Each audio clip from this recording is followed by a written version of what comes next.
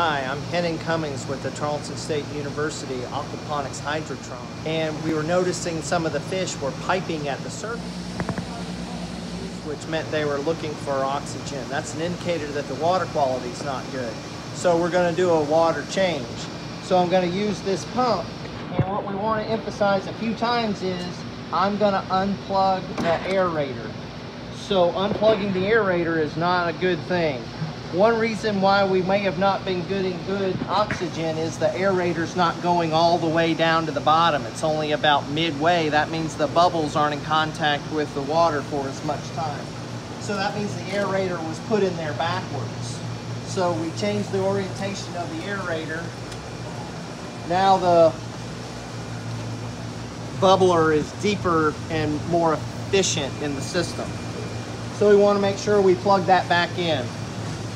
So here we'll have to take some of the twisting out, but we'll have to put it back in when we're done. And we'll put it in this tank. And then we'll get ready to put our pump in.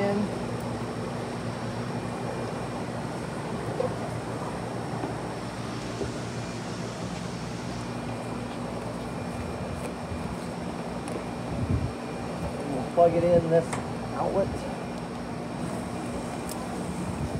Make sure it's on the bottom. So this is a better way to put water in the system than just adding hose water in here. Let's put hose water in there because that doesn't have a good filter, and put that water in here to top this off. So let's look at that principle we were talking about before. The way a student put together this air system, the air stone doesn't go all the way to the bottom. So a better design would be that the air stones go all the way to the bottom.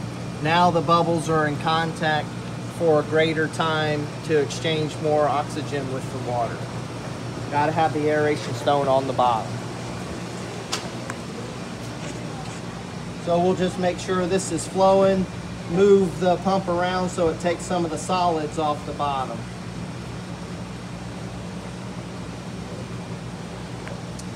All right. The flow out of that pump moves quite a bit of water.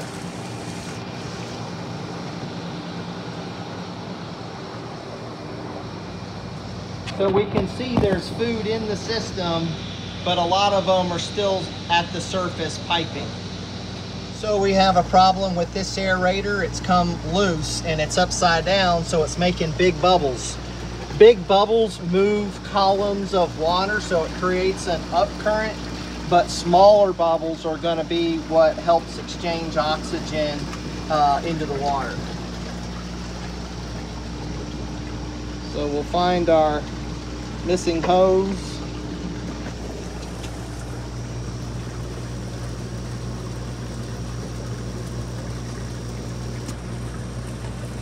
Sometimes if you don't have a good connection, you can cut the tubing to make it a stronger bind with this nipple. So sometimes a fresh cut is in order. And we'll put it in the corner. We want it to be all the way at the bottom, and we want it to be oriented so it's making a lot of little bubbles. Adding some water while we're still pumping it out. So this water's cold. We're more worried about warming tilapia too quickly rather than cooling them down too quickly. But we're just trying to get a current to direct the solids into that filter.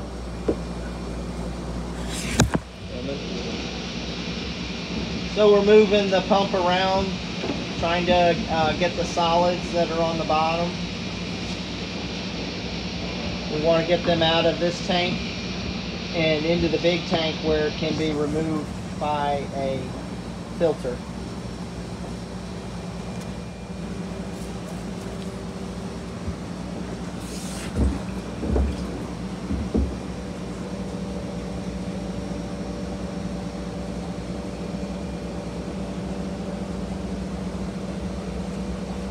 So one of the great things about tilapia is how forgiving they are, and how I can drain a good bit of this water out of here and not stress these fish out.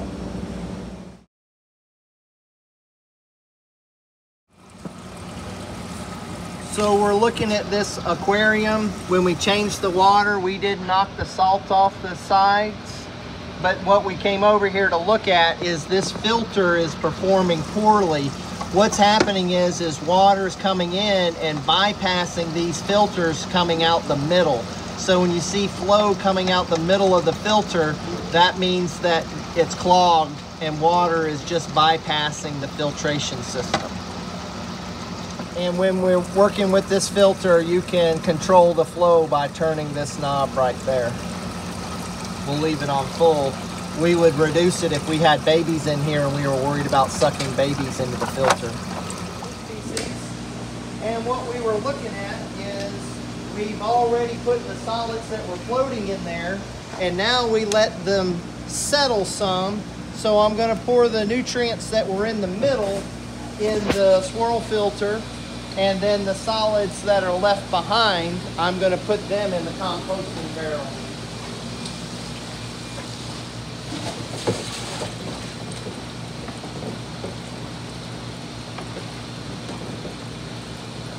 Turn that water off for a moment.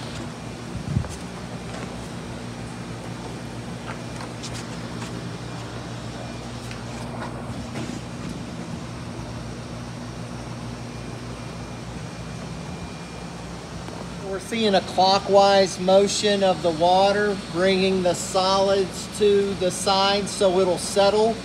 Carbon dioxide bubbles can form and cause the poop to float, so we want to drain the solids off the bottom regularly, and that'll help control the floating poop.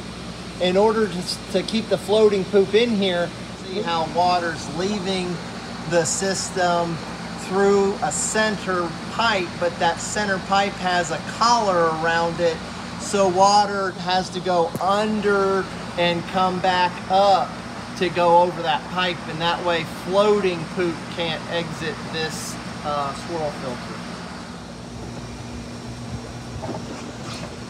So we'll see that a great percentage of the poop was in that floating froth on the top, and just a little bit settles to the bottom.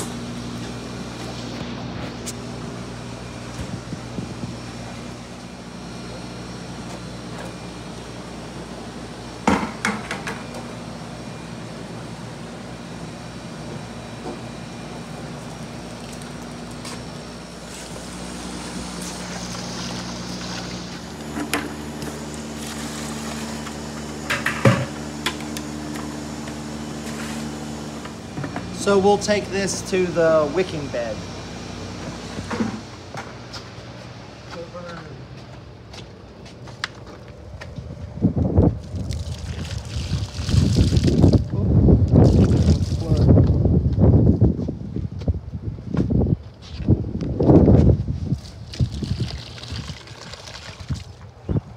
All right, so we still have some left, so we'll put those on the moringa trees inside.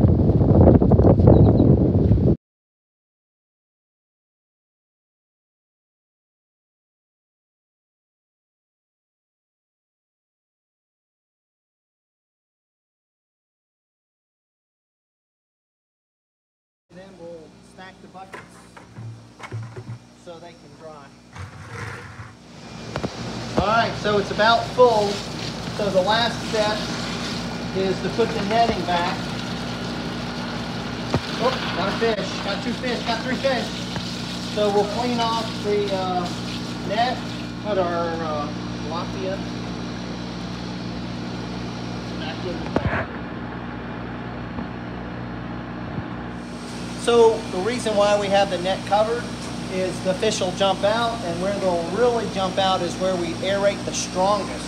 So there could be a sense of water falling into here and fish swimming upstream, and they'll jump most where the aeration is the strongest.